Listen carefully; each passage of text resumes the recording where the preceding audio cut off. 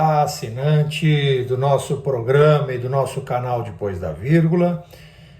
Estou passando por aqui para desejar um grande 2022 para todos nós, para todos vocês que me assistem, que compartilham, que curtem que curtem os nossos vídeos. Afinal, o pessoal que faz o programa Depois da Vírgula faz o programa de forma bastante empenhada. O pessoal gosta do que faz, portanto, há um agradecimento muito grande aqui de toda a equipe por vocês estarem acompanhando, por vocês estarem repercutindo. Então, mais uma vez, um feliz 2022. E como é tradição do canal, todo o primeiro dia do ano, né, ou o segundo dia, enfim, às vésperas da primeira semana do ano, a gente faz uma breve retrospectiva, faz alguns comentários e, óbvio, tenta fazer um jogo de adivinhação, acho que esta é a palavra, diante dos números que nós temos aqui nas mãos, em relação a 2022. Então, foi um ano bastante difícil. Nós começamos 2021 não imaginando que a inflação fosse atingir os 10,05% acumulado, que tivemos agora. Não imaginávamos que íamos ter uma alta de juros dessa magnitude, terminando o ano aí na casa, quase na casa de 2 dígitos. Certamente estaremos nela a partir de 2022, já faz parte aí da previsão para 2022. Tivemos, obviamente, uma desaceleração econômica importante na segunda metade do ano, que comprometeu o crescimento do PIB e que, evidentemente, fez com que a nossa recuperação econômica não tenha sido, evidentemente, a coisa mais espetacular, né? Embora os números recém-divulgados aí de quase 12% de taxa de desemprego não levem em consideração o que a gente chama de taxa de desalento, que é o que fez com que esses números, obviamente, viessem nessa casa de 12%. Na verdade, o que nós temos aí é uma troca de índice, ou seja, se não houvesse os desalentados, aqueles que já não estão procurando mais emprego, certamente estaríamos perto da casa dos 14%. Então, o mercado estima aí mais ou menos quase 1,6%, 1,7% da população economicamente ativa que desistiu de procurar emprego e, portanto, não faz parte dessa coleta que leva esse número, que parece ser algo importante, mas não é tão importante assim. Muito bem, isso obviamente é uma das coisas que aconteceram em 2021. A pergunta que todos fizeram em nossos programas anteriores é o que fez, obviamente, a inflação disparar e como há mais de 2, 3, até diria que 3 décadas, as economias estão muito encadeadas e, portanto, o choque de oferta provocou a alta generalizada dos preços. Particularmente aqui no Brasil, houve uma quebra de safra importante, houve uma área de plantio muito menor e isso impactou, obviamente, na oferta de alimento na mesa do brasileiro, o que fez com que os preços disparassem na ordem de quase 18%. Falando um pouco de investimento, nosso tempo é curto aqui, se nós fizermos uma comparação dos melhores investimentos, ou seja, daqueles tradicionais, como sempre fazemos ao final de cada ano, nós temos aí a inflação na casa de 10%, ou seja, 10,05%, né? Deve ajustar um pouquinho para cima. A Bolsa perdeu neste ano 14,37%, o dólar cresceu 8,48%, aí impactou a cadeia produtiva, seja ela na parte de tecnologia, seja na parte de vestuário.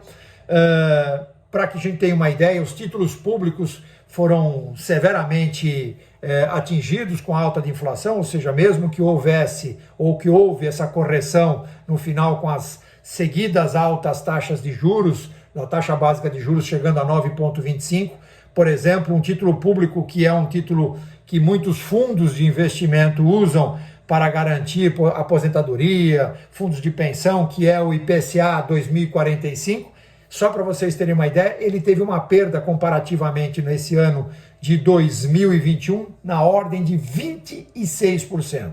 26%, ou seja, dobrou a inflação, né? O CDI mal conseguiu aí, male conseguiu chegar a 3,60, né? Ou seja, perdeu de longe do dólar, perdeu, obviamente, ganhou um pouquinho da Bolsa, mas a Bolsa é um ativo de risco.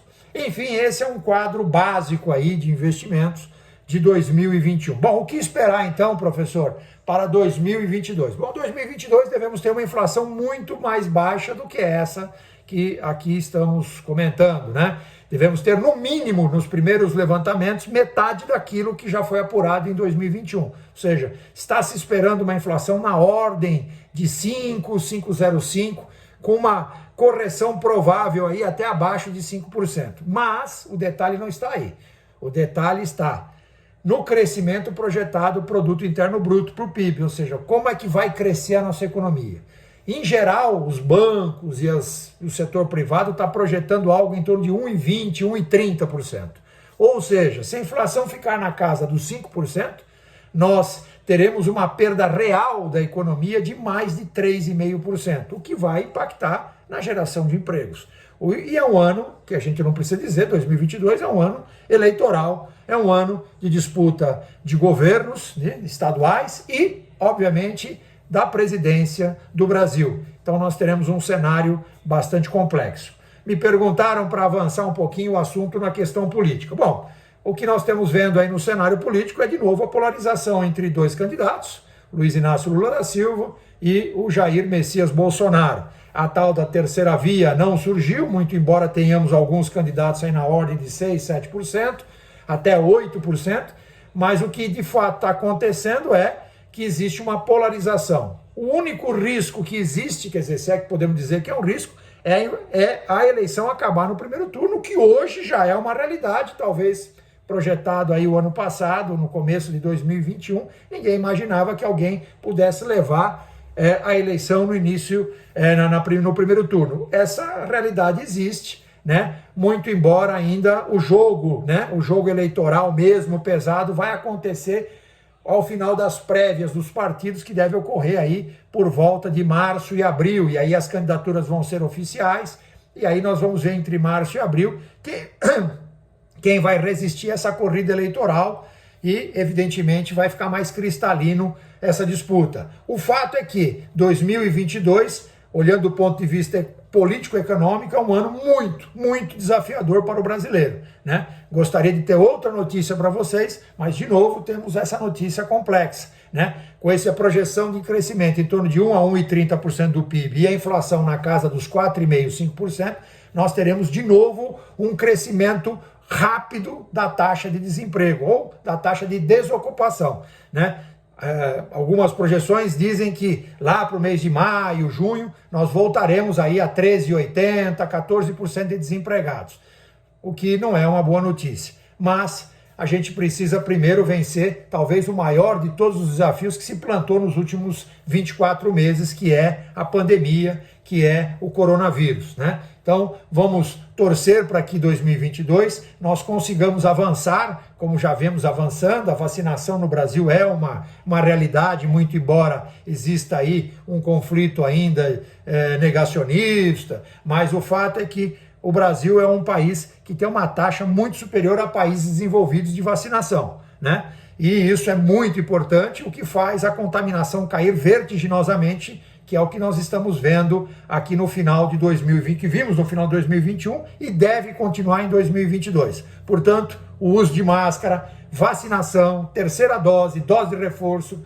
dose para crianças, muito fundamental para que a gente não tenha mais surpresas além dessas que estão sendo reservadas para nós do ponto de vista negativo.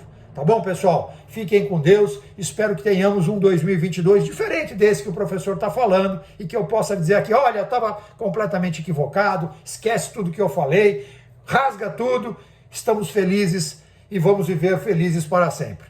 Um grande 2022, saúde e que Deus nos abençoe. Até já, pessoal!